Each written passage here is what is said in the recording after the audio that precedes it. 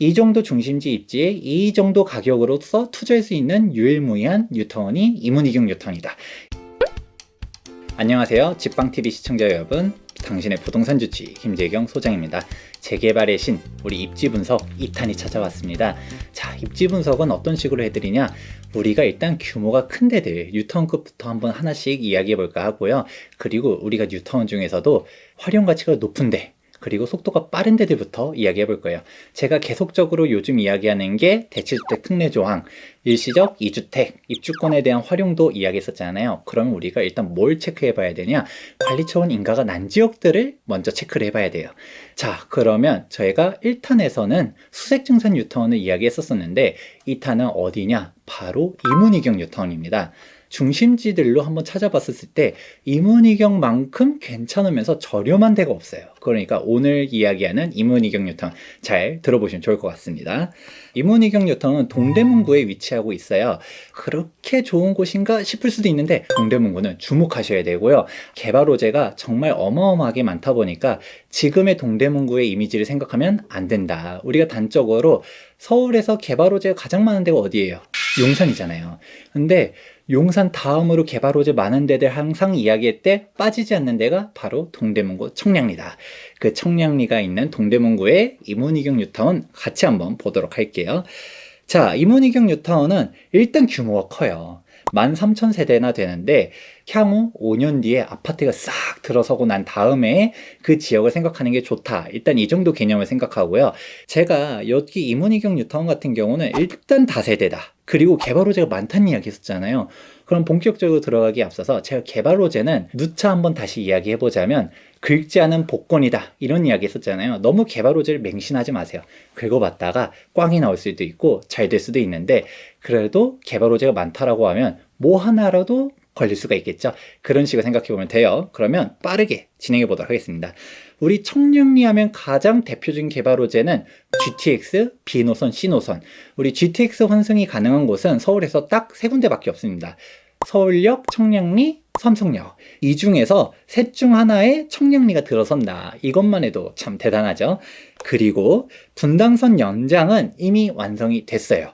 청량리역에서 우리가 종전에 왕십리까지가 종점이었었던 게 쫙 분당선 타고서 강남으로 내려갈 수가 있고요. 그리고 강북순환선, 면목선 경전철 이런 식으로 교통호재들도 꾸준히 있고 홍릉 바이오 클러스터 이미 진행이 되고 있어요. 바로 카이스트, 경희대, 고려대 이렇게 딱 중심지에다가 우리 청담, 바이오, 위료 클러스터를 만들겠다라고 하는데 이 부분 역시도 좋은 호재죠. 그리고 이렇게 한 페이지로 정리를 해보았는데 동대문구 일대가 천지개벽한다. 워낙 개발이 정말 많아요. 방금 전에 이야기했었던 교통호재들도 있었지만 그 일대 자체가 전동 다신 뉴타운 아파트들이 쫙 들어서 있고 그리고 청량리 우리 여기 일대 보면 스카이 L65 해링턴 스퀘어 그리고 한양수자인 딱 작년에 불꽃 분양했었잖아요.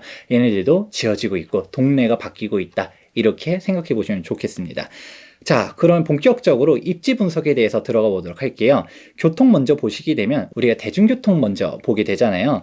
신의문역, 외대암역, 회기역 이렇게 중심적으로 해가지고 이문희경 뉴타운이 있게 되는데 우리가 교통은 무엇을 먼저 생각해 봐야 되느냐? 3도심의 접근성 이렇게 생각해 볼 수 있는데 이 3도심 중에서도 한양 도성과 강남의 접근성이 좋은 데가 이문희경이다.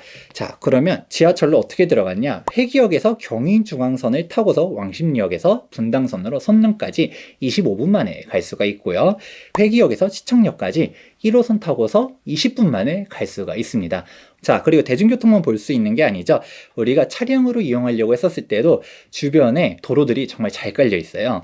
북부간선도로, 내부순환도로, 동부간선도로가 인근에 있고요. 그리고 이 동부간선도로는 사실 상습 정체 구간이잖아요. 이거를 해결해주는 호재도 있습니다. 동부간선도로 지하화 사업이 추진이 되고 있고요. 이게 지하화가 된다라고 하면 단순히 빠르게 이용할 수 있겠다. 이것뿐만이 아니라 지하화를 하게 되면 그럼 지상은 어떻게 만드냐? 바로 생태공원으로 만들겠다는 것이죠. 중랑천을 사이에 두고서 동부간선도로가 지상으로 쫙 있다 보니까 자연을 느끼기에는 약간 좀 애매한 게 있는데 이게 생태공원으로 만들어지면 도로교통뿐만 아니라 자연환경까지 좋아지겠다. 동부간선도로 지하화도 꼭 체크해 보시면 좋을 것 같습니다. 자, 자연환경 이야기 나온 김에 보시게 되면 이문희경 뉴타운 뒤로 청정산이 있고요. 밑으로는 배공산 근린공원이 있습니다. 교육도 한번 이야기해 볼 텐데 우리 동대문구 하면 명문사학의 중심지죠. 유명한 대학교들이 동대문구에 다 모여 있어요. 카이스트 서울 캠퍼스, 경희대, 외국어대, 서울시립대 이렇게 있고요. 동대문구는 아니지만 정말 가깝게 고려대까지도 위치하고 있습니다. 동대문구 학구열 생각보다 낮지 않아요. 정말 높고요. 통계 한번 잘 찾아보세요. 생각보다 괜찮은 학교들이 있습니다. 그리고 우리가 교육하면 꼭 체크해봐야 되는 게 바로 초품화. 이문희경 뉴타운 내에 이문초등학교가 있고요. 그리고 이문 4구역에 초등학교가 새롭게 또 신설될 예정이라는 부분도 체크해 보시면 좋을 것 같습니다. 자, 이제 이문희경 뉴타운에 대해서 본격적으로 이야기해 볼까 합니다. 이문희경 뉴타운에 대한 구역 진행 현황인데요. 대부분의 속도가 빠르다. 제가 이문희경 뉴타운을 주목한 포인트 중 하나인데 우리가 사업 전체적으로 이문 4구역 제외하고서는 다 관리 처분 인가가 났어요. 그리고 휘경은 보시게 되면 이미 휘경 2구역, 휘경 1구역 같은 경우는 입주까지도 됐네요. 이런 식으로 보다 보니까 우리 이문희경 뉴타운은 한 3년, 4년만 지나가 봐도 지금의 이문희경이 아니다. 생각해 볼 수가 있다. 그럼 구역별로 보다 디테일하게 들어가 보도록 하겠습니다. 구역을 보게 되면 역에서 가까운 구역 어딘가요? 이문 3구역과 이문 4구역이다. 그런데 속도가 빠른 데들은 이문 1구역과 이문 3구역이 관리처분 인가가 나고 2주 철거가 진행되고 있는데요. 이문 3구역에 대한 투자 금액이 좀 더 높겠다라는 부분도 생각해 볼 수 있고요. 그래도 속도 빠른데 이문 1구역이 좀 더 적은 투자 금액으로 들어가고 이문 4구역은 내가 그래도 속도가 느려도 역세권으로 가고 싶다라고 하면 이문 4구역을 주목하게 됩니다.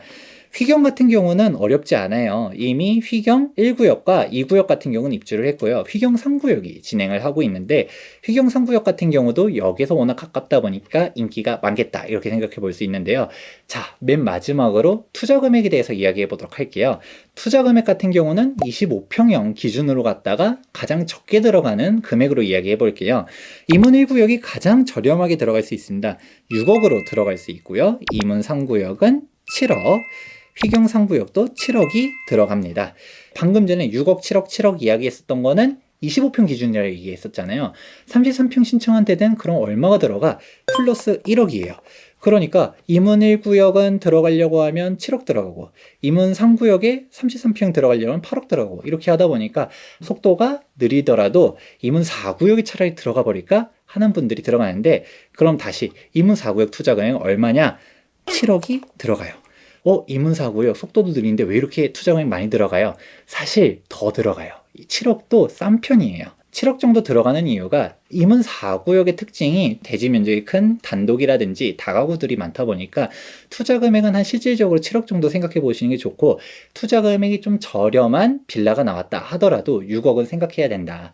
그렇다 보니까 내가 33평 가고 싶은 분인데 그렇다고 해서 이문 3구역에 33평 가려면 8억 이상은 필요하다 보니까 투자 금액이 조금 비싸게 느껴진다 하더라도 이문 4구역을 찾는다. 이런 포인트까지 생각해 보시면 좋을 것 같습니다.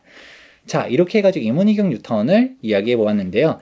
이문희경 뉴타운 같은 경우에 아직도 서울에서 연탄 떼는 곳이 있었던 데가 이문동이었었고요. 그런데 그 이문동이 싹 철거가 되고 있습니다. 제가 2달 전에 찍었던 사진인데요. 해당 부분 보면 부분 철거가 되고 있었죠. 아직 남아있는 빌라도 있고 싹 철거가 돼 있는 빌라도 있는데 여기서 이문 3구역 같은 경우는 지금 거의 다 철거가 완료된 상태고 이문 1구역 같은 경우들도 지금 한 70% 정도 철거가 되고 있다 보니까 지금 현장을 가보시면 깨끗해요.